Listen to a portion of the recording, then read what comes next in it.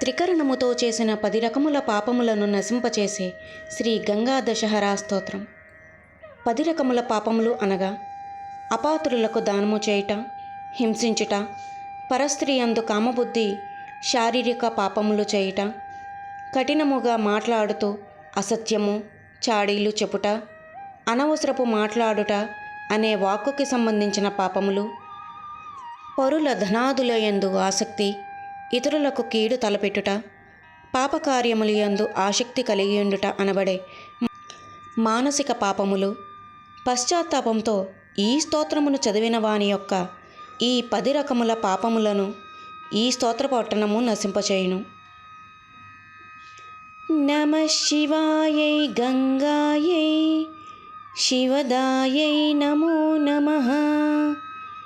నమస్తే రుద్రరూపిణ్యై శాంకర్యై తే నమో నమః.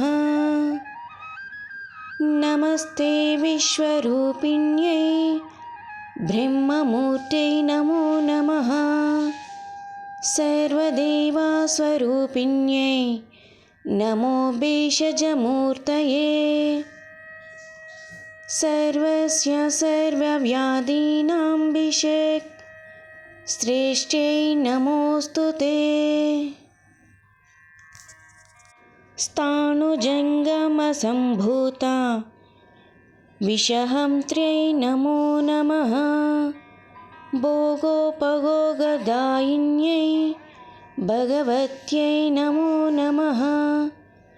మందాకిన్యై నమస్తేస్తు స్వర్గదాయై నమో నమః. నమస్తే లోక్యభూషాయై జగద్ధాత్రై నమో నమః. నమస్తే శుక్లసంస్థాయై తేజోవత్యై నమో నమః. నందాయై లింగధారిణ్యై నారాయణ్యై నమో నమః. నమస్తే విశ్వముఖ్యాయై రేవత్యై తే నమో నమః.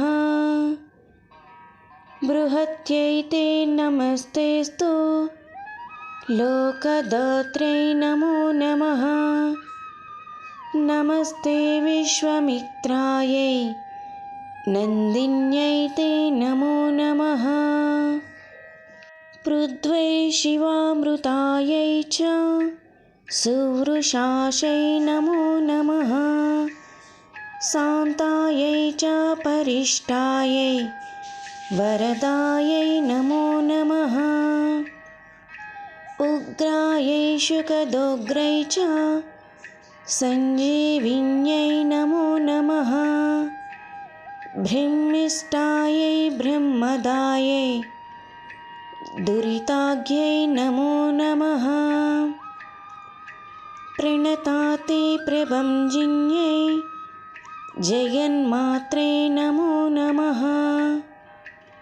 సర్వపత్ప్రతిపక్షాయై మంగళాయై నమో నమః.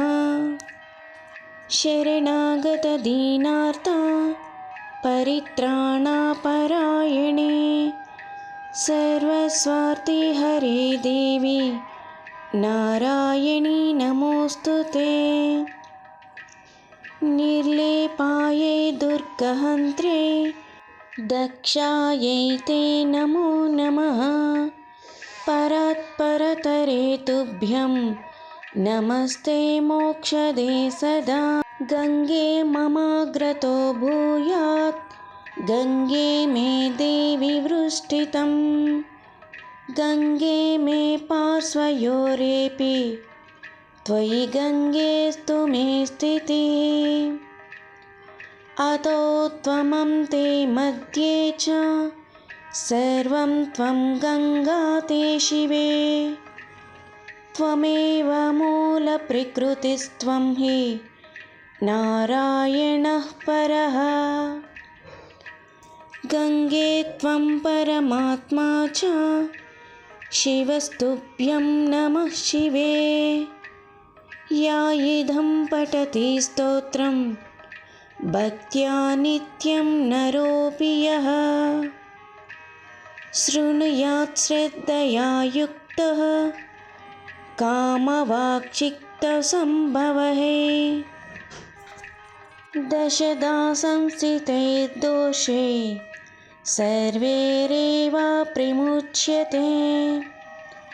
सर्वन्नामानवाप्नोति प्रीत्या ब्रह्मणि लीयते।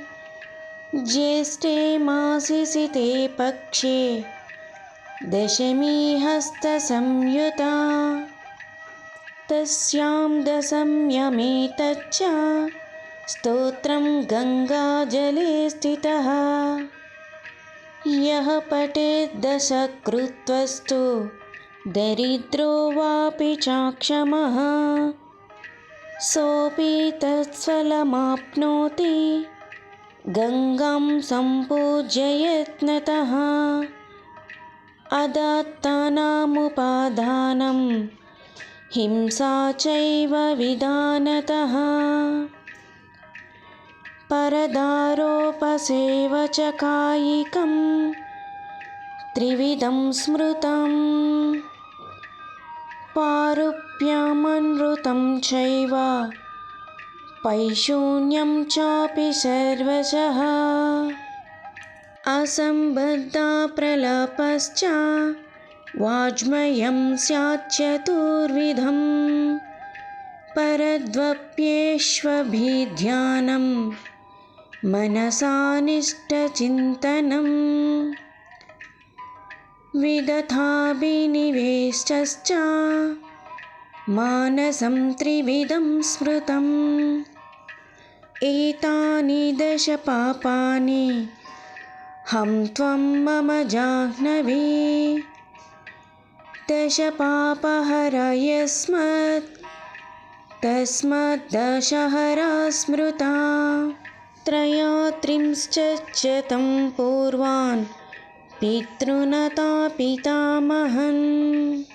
नमो भगवत्यै दशपापहरै गङ्गायै नारायण्यै रेवत्यै। शिवायै दक्षायै अमृतायै विश्वरूपिण्यै नन्दिन्यै ते नमो नमः।